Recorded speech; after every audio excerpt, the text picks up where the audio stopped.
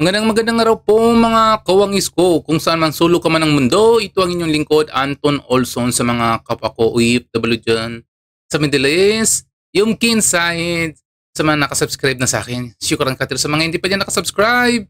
Please subscribe my channel and like my videos. Ngayon, dalawa pala yung pag-uusapan natin. Una, tungkol po sa barangay election kung bakit hindi matuloy-tuloy at ikaka-cancel o ipupusol ngayong taon.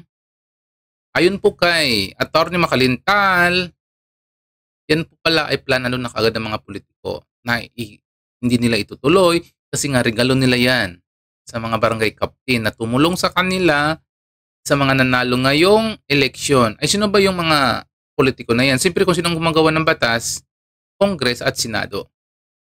Diba? Kaya nagsubmit yata ng motion for reconsideration or TROC, Atty. Makalintal sa Comelec, na kailangan ituloy kasi nga unconstitutional yung pag-postpone ng barangay election. Pakinggan natin ang kanyang diskurso ni Atty. Makalintal. Pangako sa mga barangay officials para makuha ang ilang tangkilik, tulong sa halalan noong 2025 na kapag sila'y nanalo, ipopostpone nila ang halalan ay kasi nga po political consideration, political promises. At yan po sinasabi nila lagi sa mga barangay officials.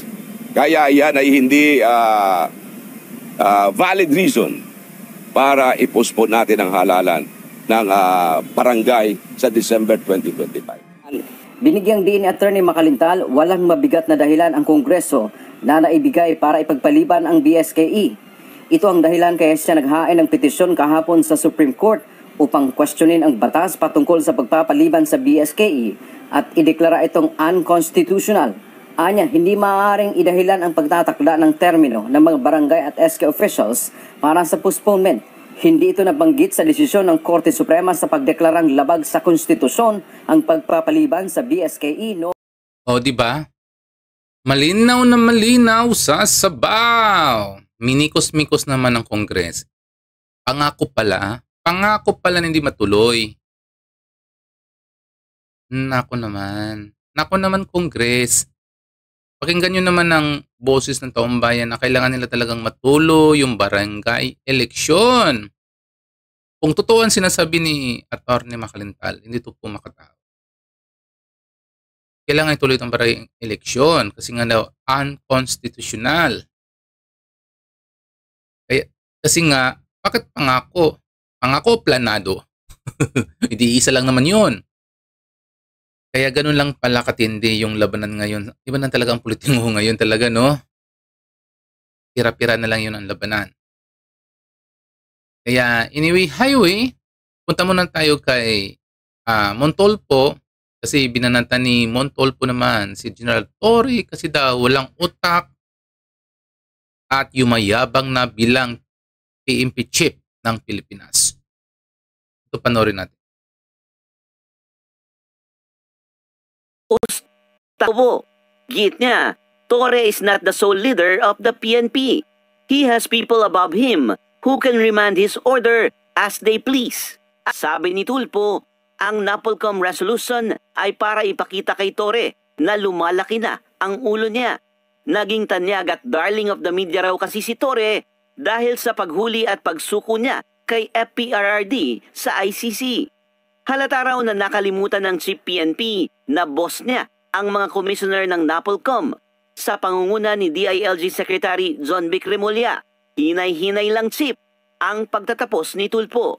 Nag-ugat ang resolusyon sa pagpalit ni Torre sa pwesto sa second highest position sa PNP o ang Deputy Chief for Operations na si Lieutenant General Bernard Banac mula kay Lieutenant General Jose Melencio Nartates Jr. na napunta naman bilang Area Commander sa Western Mindanao.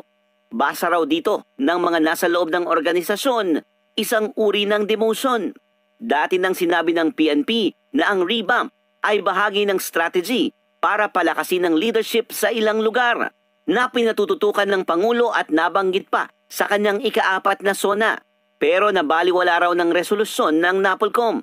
Sa nakuhang impormasyon ng BNC, tumaas ang kilay ng ilang kritiko at sinabing mapanganib ito at pwedeng maging president sa pagkwestiyon sa kapangyarihan ng Chief PNP sa pagtatalaga ng mga opisyal. Palagay pa raw ng ilan, labas na raw ito sa itinakdang kapangyarihan ng NAPOLCOM sa ilalim ng RA 6975.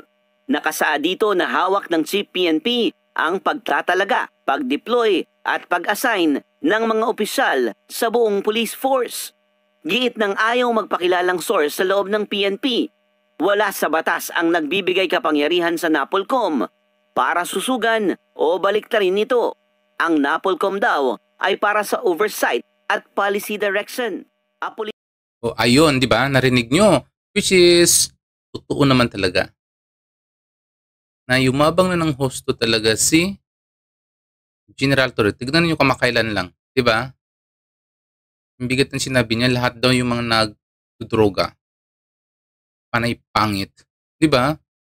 Panay daw pangit. Pwede naman yung sabihin na nawawala sa sarili, nawawala sa isip, kumukulubot ang mukha. Pero kung sasabihin mong pangit, ang pangit ay pangit kapag may itsura na kagad. Ganun lang po kasimple.